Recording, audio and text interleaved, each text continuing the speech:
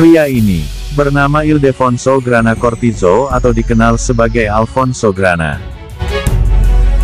Dia menjadi pria kulit putih pertama yang tidak dibunuh oleh Jibaros. Jibaros, Jibaro atau Jivaro, adalah nama dari sebuah suku Indian yang hidup di hutan-hutan belantara Ekuador Timur, yang berbatasan dengan Kolombia dan Peru, serta pada saat ini merupakan suku bangsa yang paling gemar berperang. Grana diangkat menjadi raja untuk para Jibaros dengan gelar Alfonso dari Amazon. Dia memimpin suku Jibaro, Aguaruna, dan Wampis, yang tinggal di antara Sungai Niva dan Santiago di Alto Maranon selama 12 tahun. Sebagai gambaran, luas kekuasaan Grana adalah hampir sama dengan seperempat luas negara Spanyol. Alfonso Grana lahir di Galicia, sebuah desa di utara Spanyol. Ayahnya adalah seorang penjahit, oleh karena itu seluruh keluarganya dikenal sebagai Los Chulos, atau keren.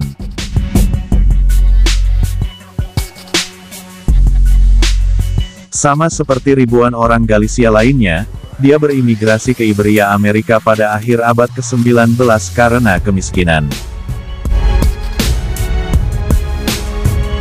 Pertama-tama dia bekerja di Brasil, dan kemudian pindah ke Iquitos, Peru pada tahun 1910. Dan di sana dia bekerja di industri karet. Pada tahun 1922, harga karet dunia turun sehingga dia kehilangan pekerjaan. Dalam kondisi yang tidak memiliki pekerjaan, dia memutuskan untuk pergi ke Amazon dengan teman dari Galicia untuk mencari kehidupan yang lebih baik. Tidak lama setelah meninggalkan Iquitos dan pergi ke hutan, Grana dan temannya ditangkap oleh Jibaros. Tidak banyak informasi mengenai nasib temannya, namun diduga kalau dia dieksekusi mati di tempat. Nasib beruntung menimpa Grana. Anak perempuan kepala suku Jibaros melihat dia dan menaksir Grana. Kegagahan dan kondisi fisik dari Los Chulos menjadi penyebab Grana dipaksa untuk menikah dengan anak perempuan si kepala suku. Dan ketika kepala sukunya meninggal, dia menjadi apu atau pemimpin orang kulit putih pertama untuk suku Shuar. Dia segera mendapatkan rasa hormat dan kekaguman dari penduduk asli karena kekuatan dan keberanian dia. Dia tidak terkena penyakit hutan maupun gigitan tarantula. Dan ketika ingin melewati jeram Pongo de Manseriche yang menakutkan, dia dengan berani tidak mengikat diri ke kano.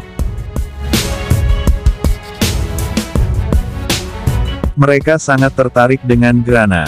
Dan ketika bapak mertuanya meninggal dunia, penduduk asli mengangkat dia sebagai penerus dan raja baru mereka dengan memimpin sebanyak 5.000 penduduk asli.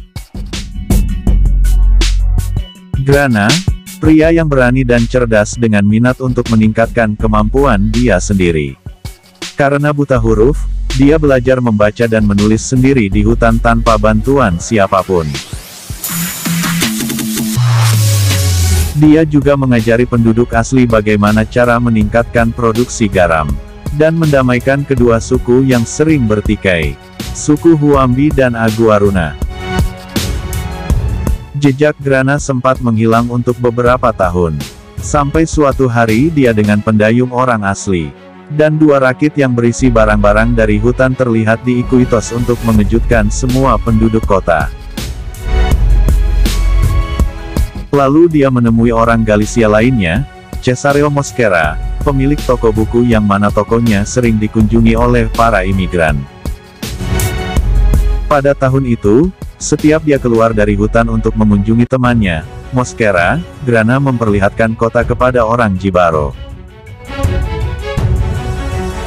Di kota, Grana membelikan es krim kepada orang Jibaro atau mengajak mereka untuk menaiki mobil Ford yang terbuka milik temannya. Dan membawa orang Jibaro yang sakit ke dokter. Mosquera memanfaatkan momen pertemuannya dengan Grana untuk menulis tentang kisah petualangan dan kehidupan dia di hutan. Sekarang, dokumen-dokumen itu menjadi sumber utama tentang Grana dan kepemimpinan dia sebagai kepala suku. Ketika perusahaan minyak Amerika Serikat bernama Standard Oil Ohio dan Standard Oil California ingin menjelajah hutan untuk mencari minyak, mereka harus membuat kesepakatan dengan Grana, dan dia sendiri membimbing mereka di hutan. Pada tahun 1932, Tuan Williams dan rekan-rekannya tersesat di hutan dalam ekspedisi Amerika Latin. Grana membantu mereka dengan memberikan bantuan makanan. Salah satu peristiwa terbesar yang membuat dia terkenal terjadi pada tahun 1933. 3 pesawat amfibi Angkatan Udara Peru yang sedang terlibat dalam Perang Peru-Kolombia terpaksa untuk melakukan pendaratan darurat di Amazon karena badai. Pesawat yang pertama jatuh dan menyebabkan pilotnya, Alfredo Rodriguez Balon, meninggal dunia. Sedangkan pesawat yang kedua berhasil mendarat dengan kondisi yang rusak parah. Pesawat yang ketiga berhasil mendarat dengan mulus, kemudian menyelamatkan awak dari kedua pesawat tersebut, dan lalu lepas landas.